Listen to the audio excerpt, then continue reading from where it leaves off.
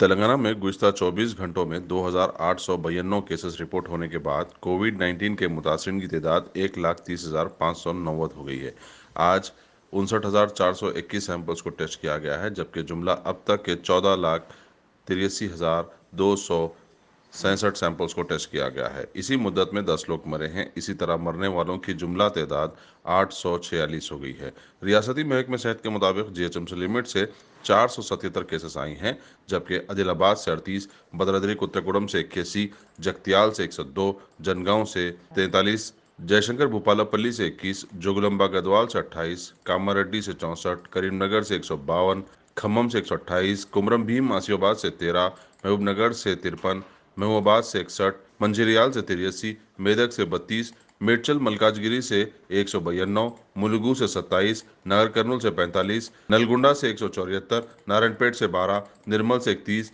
निजामाबाद से 110, पेद्दपल्ली से 85, राजन्ना सिरसला से 39, रंगारेड्डी से 234, संगारेड्डी से 71, सिद्दीपेट से 108, सूर्यापेट से 108, विकाराबाद से 15, वनपर्ती से 51, वरंगल रूरल से 38, वरंगल अर्बन से 116 और यादगिरी भुवनगिरी से 60।